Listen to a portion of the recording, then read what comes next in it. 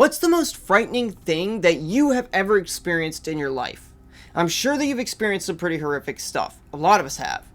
Some people have obviously had it much worse than others, but what if I told you that there was a man who experienced something so horrific that his story sounds more like science fiction than real life? Well, my friend, real life can sometimes be far stranger than fiction. The story that I want to tell you about today is one that you will probably find difficult to believe. In fact, even with all of the details, you may still think that what I'm about to tell you is a lie, and I would not blame you if you did. Sometimes it's better to avoid what may truly be out there than to face it head on, especially when that thing that you're hiding from isn't even from the same planet as you. Meet Travis Walton, a man who in 1975 would go on to experience something so horrific that it would scar his subconscious for life, cost him his public image, and follow him around until this very day. I'm getting ahead of myself though, so let's try to actually truly meet Travis so that we can better understand the man that he was, and then we'll try to get to understand the scarred man that he would eventually become. The year is 1975. Travis Walton is your typical 22-year-old tough guy lumberjack type from Heber, Arizona. His interests include riding motorcycles, fighting people in the boxing ring, fighting random bears in the streets, and cutting down trees. I did say he was a lumberjack after all. Travis was basically the equivalent of the guy on the front of the Brawny brand paper towels you see at the supermarket, except that Travis actually exists. He had a pretty good family life, and overall, he was just an average guy. At least for the time being.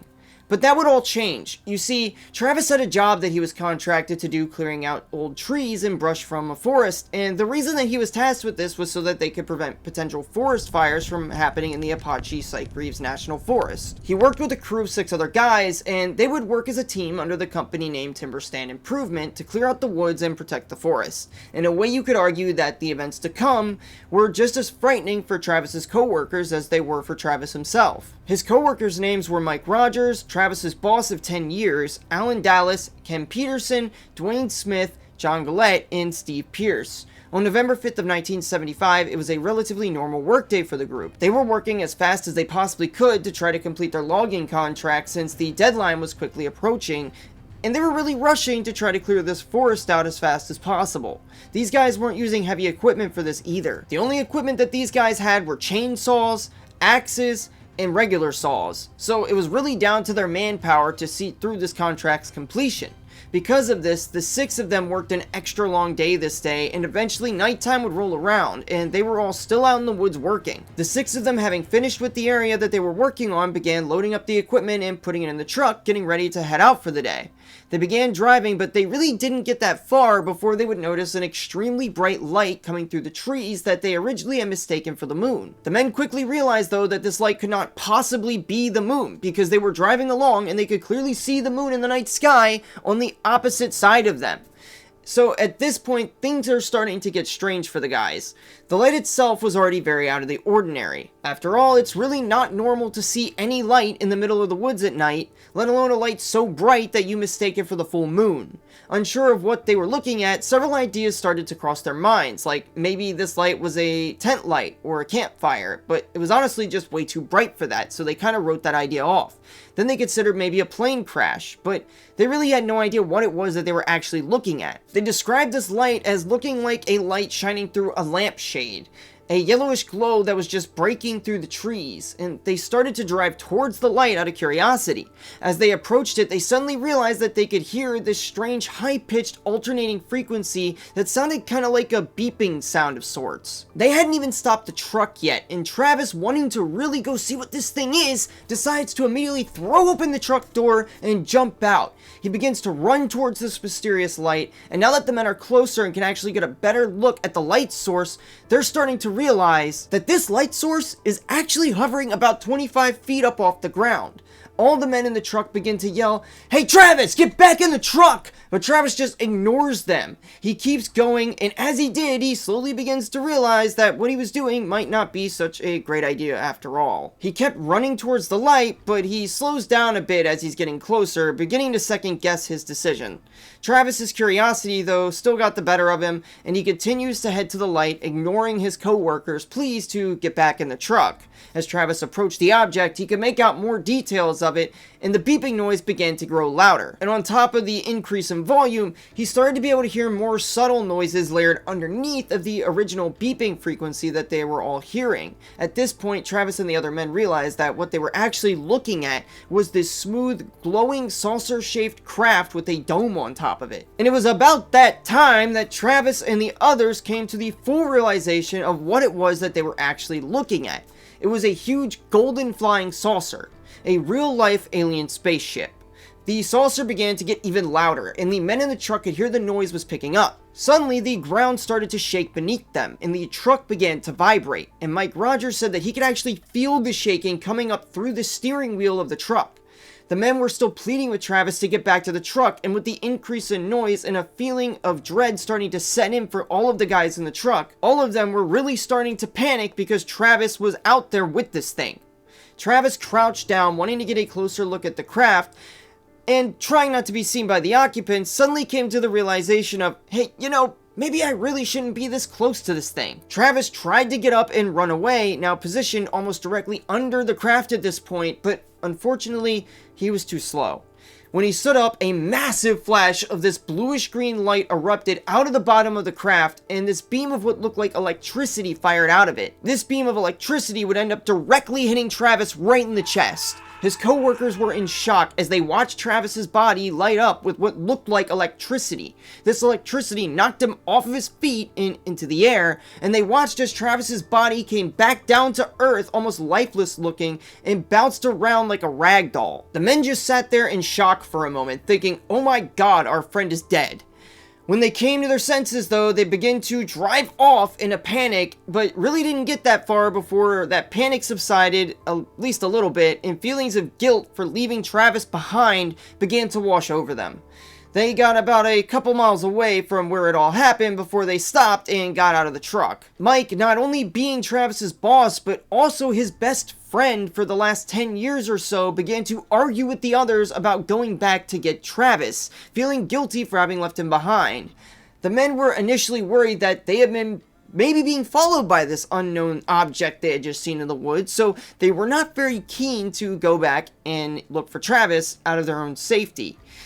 But they did realize that they probably should at least go get help. They had agreed to go and attempt to contact a group of hunters that they had saw earlier that day, hoping that maybe having some guns along might be of some assistance. They go back to the truck and they begin to head back to the hunter's location. They made it about a half a mile before deciding, maybe we don't need to go get the hunters. We got a truck bed full of chainsaws. We could try to do some Texas Chainsaw Massacre stuff if these aliens start a fight. Let's go ahead and just head straight back to the site and look for Travis. So that's exactly what the men did. They skipped out on the hunters and decided to head back to the site. So they get to the site and start searching for Travis. But then they come to the realization that both the UFO and Travis are now both literally nowhere to be found. The site's empty. The men, now realizing Travis is gone, really started to panic. Mike Rogers actually fell to his knees and broke down in tears, both happy that Travis was gone, giving him some hope that maybe Travis managed to crawl off somewhere and could still be alive, but also fear that maybe whatever this craft was may have taken my best friend somewhere and I'm never gonna see him again. After this, they immediately head to the local police station to report Travis missing. And the whole time, all any of them can think is, oh god, they're gonna think we killed Travis, man. No one is ever gonna believe this ridiculous story that a UFO killed our coworker in the middle of the woods. In a way, they were literally watching their own lives flash before their eyes because now they were all scared that they'd be spending the rest of their lives in a federal prison. They thought that there was absolutely no way that the police would ever believe the story of a UFO murdering our coworker and that we're just screwed. Like, we're going to prison, there's no ifs, ands, or buts, we're done for. But still, feeling that they need to do the right thing, they go to the station anyway and tell a deputy what happened, and the deputy immediately began to look for signs of drugs or intoxication, which he failed to find any. Not sure what to do, the deputy calls his superiors and gets the local sheriff to come and deal with the situation. The sheriff gets there, and upon arriving, he does the exact same thing. He searches for signs of drugs and alcohol, he doesn't find any, and then he decides to tell 3 of the guys that, hey, you guys wait here in town, You other 3, you're coming with me back to the site so we can search for Travis. So they head back to the site of Travis's disappearance with the sheriff. And at this point, the sheriff really was not buying any of the UFO claims, as you probably guessed, and immediately assumed that these guys had murdered Travis Walton and hid the body. The assumption was that some sort of altercation must have happened between Travis and the men, and this likely must have led to a murder by chainsaw, and that his body is probably in pieces buried out in the woods somewhere. So almost immediately, the police begin to search for the now officially missing Travis Walton, and the 6 men were split up into different search groups with different officers, each being interrogated by these officers individually while they searched for Travis. They were asking the men repeatedly, hey, where did you hide Travis's body? And all sorts of questions of that nature. The men all stuck to their stories though, as you might expect, and this search ended up turning up nothing.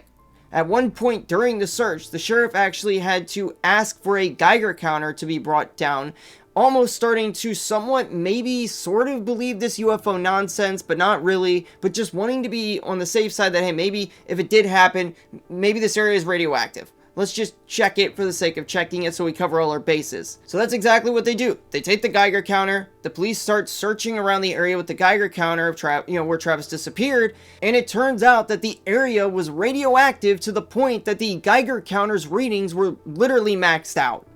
It was unsafe levels of radiation. A couple of days into the search, men in black suits began to show up from undisclosed parts of the federal government, and they began investigating as well. Not only were these men searching the area, but also following around the men who saw the UFO take Travis away. Somehow these guys knew exactly where every member of the work crew was going and would show up before the work crew even got there. And it was pretty obvious these guys were from the government because of the cars they were driving. They were black cars, government plates, that sort of thing. So it was pretty obvious that these guys were from the government. And to this day, it's unknown which part of the federal government these men answered to. However, it's pretty safe to assume that they were likely from some secret branch of the federal government that was investigating this UFO incident, along with other UFO incidents at the time. Knowing what we know now, it's probably pretty safe to assume that these guys were likely the equivalent of what we now know today as the UAP Task Force, or maybe even Air Force OSI, or at least some similar agency to this.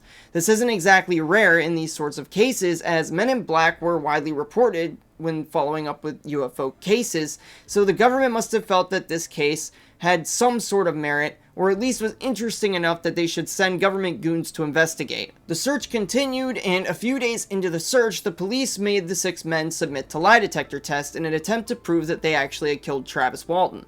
All of them spent an entire day in the Navajo County Courthouse taking these tests, and eventually they all did pass. Although one of them did have to be retested. That was Alan Dallas. He had been in run-ins with the police before this, and he felt very uncomfortable while taking the test. They were all asked 3 waves of questions.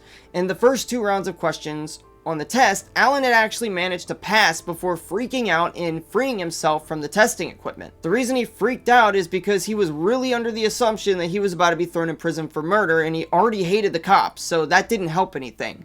Eventually, though, he did sit back down and redo the test, and he actually did pass the retake. The test itself measures stress levels, though, so stressful memories, like the ones that they had all just experienced, could actually mess with the test and make them out to be lying even if they weren't. Polygraphs are known today to not be that accurate, and because of stuff like this, a lot of false positives and negatives can be had. The true accuracy is somewhere between like 50 and 70%. So in reality, you're basically just, you could pretty much flip a coin and get the same results. And this is why we no longer allow them as evidence in court proceedings. However, the examiner was the most qualified in the entire state, and the examiner and many other experts agreed that if these 6 men were all lying, there was literally a 1 in a million chance. And I mean that, like, you could go and buy a lottery ticket and be more likely to win. Not a Powerball ticket, but like a scratch-off maybe. And the odds of winning that scratch-off ticket are higher than the chances apparently of these 6 men all passing a lie detector test like they did. I don't know how accurate that is. As I mentioned, it's probability based more than actual science, but that's what was stated. So take this information how you will. At this point, though, the results were given to the local sheriff, and he had no idea what to think, because back then, lie detector tests were seen to be much more accurate than we know them to be today. They had been searching the entire forest, looking for signs of a body and piles of brush, and a massive force with all of the stops was brought out to search for Travis, but they had found nothing. But you may be wondering, do we actually know what happened to Travis? Well, you see, Travis actually didn't die after getting struck by that lightning bolt. His co-workers had assumed wrong. Travis would eventually wake up on a table with his vision blurry, not sure what was going on.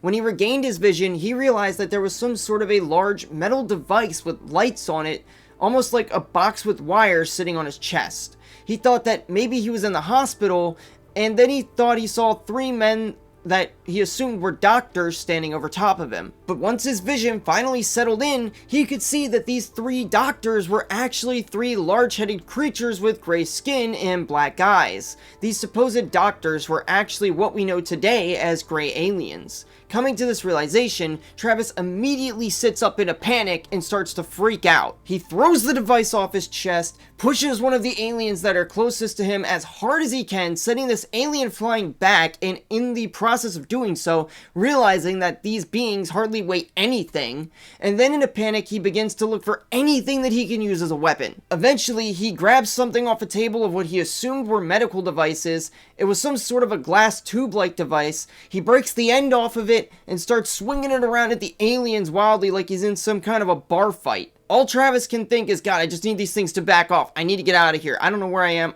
I don't know what's going on. I gotta go. And the beings seemed like they were still going to try and come over to Travis despite his wild flailing of whatever this device he picked up was. But they did eventually seem to come to the realization that if they got too close to Travis, Travis really was going to hurt them.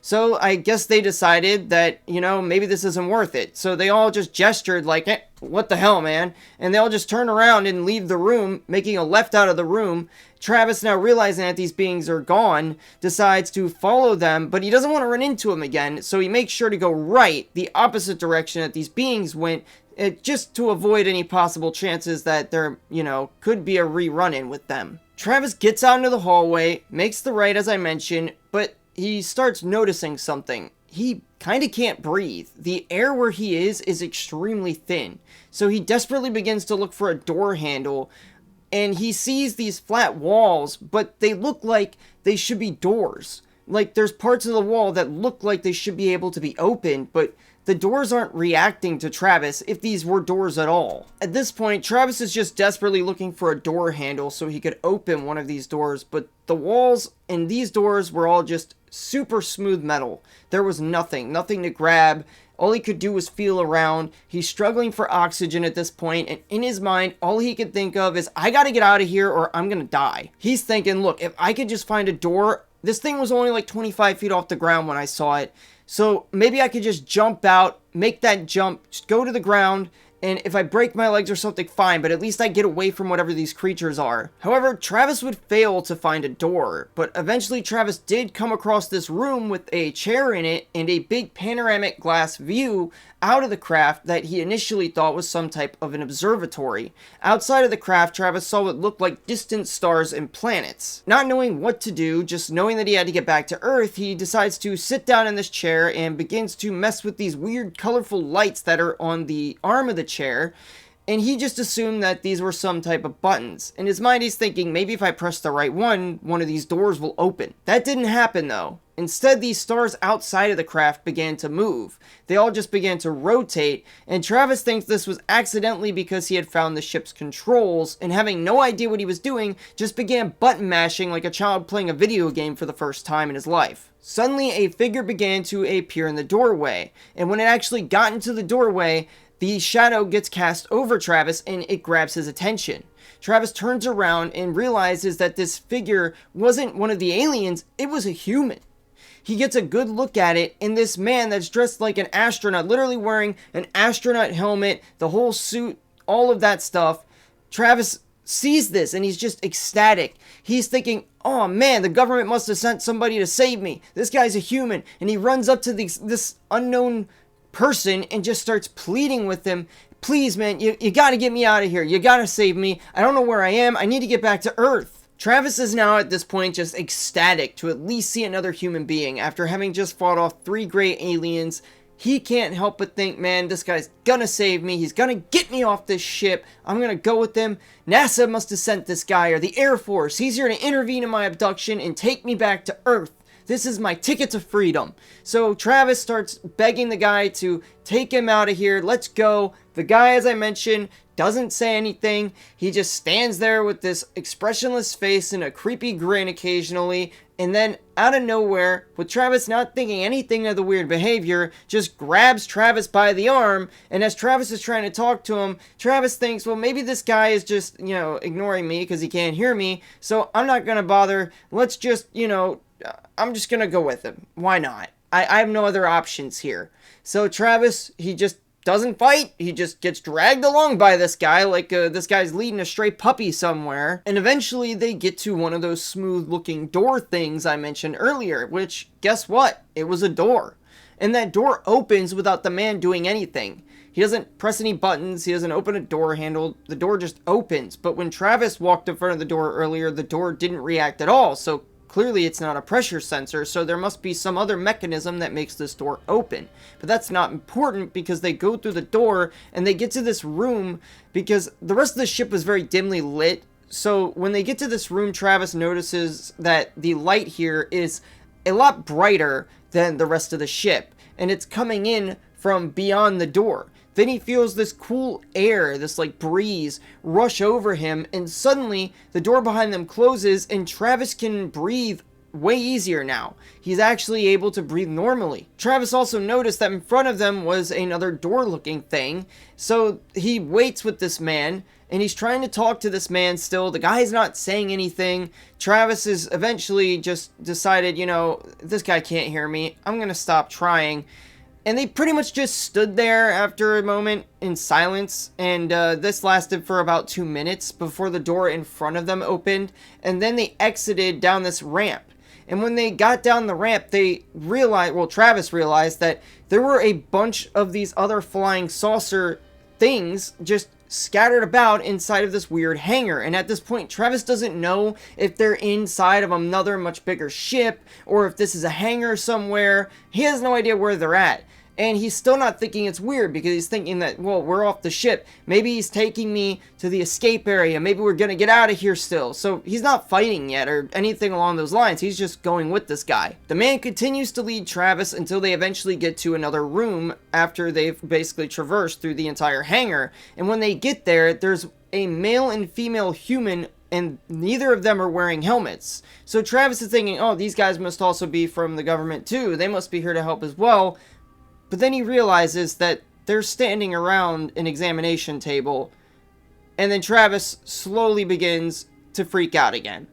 Because these men and women start to force Travis down onto this table, and Travis is fighting with all of his might. He can't do anything though because these creatures or beings, humans, whatever they are, have superhuman strength. And it's, Travis thought he was pretty strong. He's a young, tough guy. He works in the woods all day for a living. He fights. The guy's tough, but he can't do anything against these three. They force him down on the table, and the woman takes this oxygen mask looking thing that's not connected to any hose or anything like that and puts it on Travis's face. And the next thing Travis knows, everything just went black. The next thing Travis knew, he was laying on the ground outside of a town, and he eventually realized that this town was actually Heber, Arizona. And when he looked up, he saw above him the light of the ship shining down on him, and then he watches this craft just shoot off up into space almost instantaneously. Travis then drags himself up off the ground, now feeling extremely weak, and realizing where he was, he makes his way over to a phone booth nearby and he calls his brother-in-law Grant.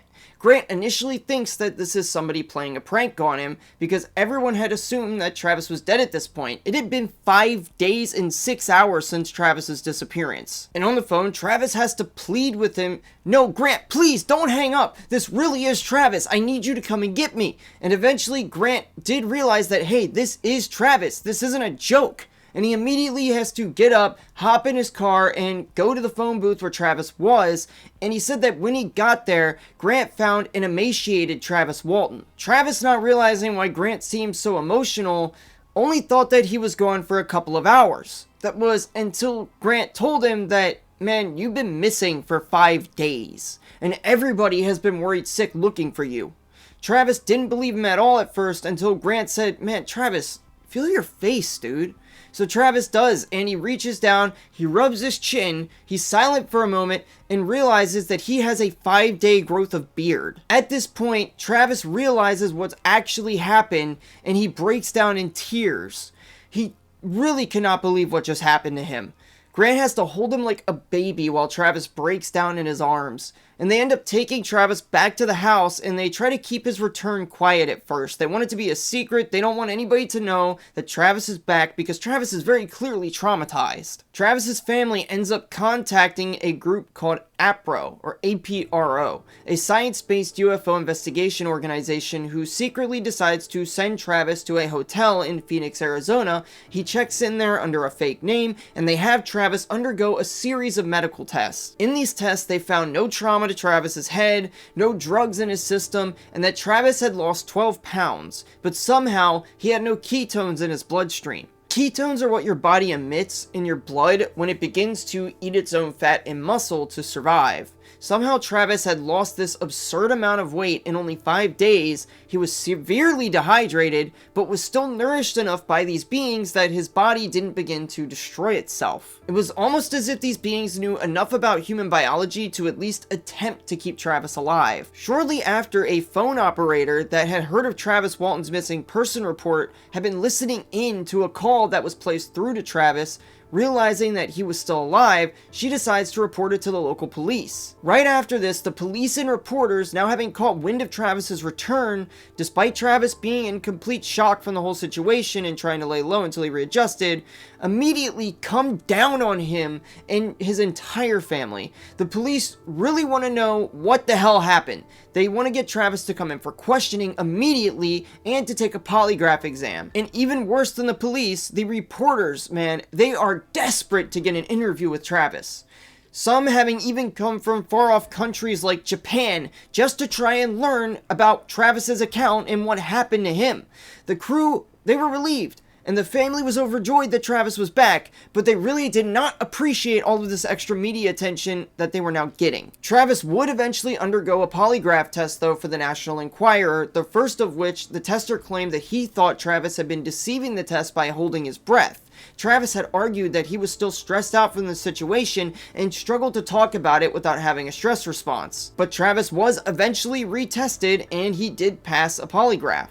Again though, this is exactly why you cannot put much stock into polygraph tests, as the results are essentially meaningless whether it comes to proving or disproving anything. However, there is more evidence that does help validate Travis Walton's claims, and we will cover that here in a bit. But first, I want to shed some light on the detractors of Travis's claims, mainly one man named Philip Klass. You see, Philip Klass was under the theory that Mike Rogers and Travis Walton had conspired with the logging crew to make up a story. He theorized that they came up with this as a hoax in order to get out of the logging contract that I had mentioned earlier. This theory really doesn't make a whole lot of sense though, because they had already completed over 80% of the job and money from the contract was being held back until its completion. If anything, it hardly makes any sense that they would try to use this story to get out of the contract, because then they would never get paid. It isn't like there was some sort of magical UFO clause embedded in the contract that would nullify it and get them out of it, and even if there was, they still wouldn't even get paid for all the work they did. And let's be real, that really doesn't make sense, because they would have basically been doing a very large part of this contract for free in that situation. And then there was an attempt from Philip Klass to allegedly offer the youngest of the group $10,000 to say that the event was a hoax, which he didn't take despite desperately needing that money. And remember, this is $1975. In today's money, that's about $60,000.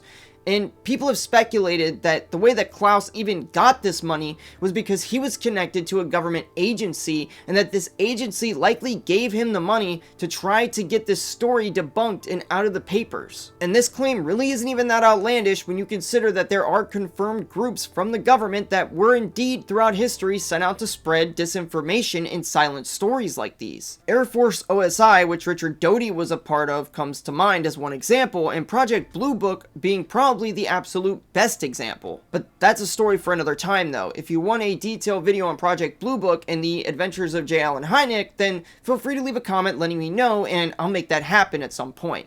But as far as Philip Klass goes, he probably never actually did debunk any of the claims. In fact, I think we could say with almost certainty he didn't, because you can't provably debunk this stuff. There's just no way to prove or debunk it, really.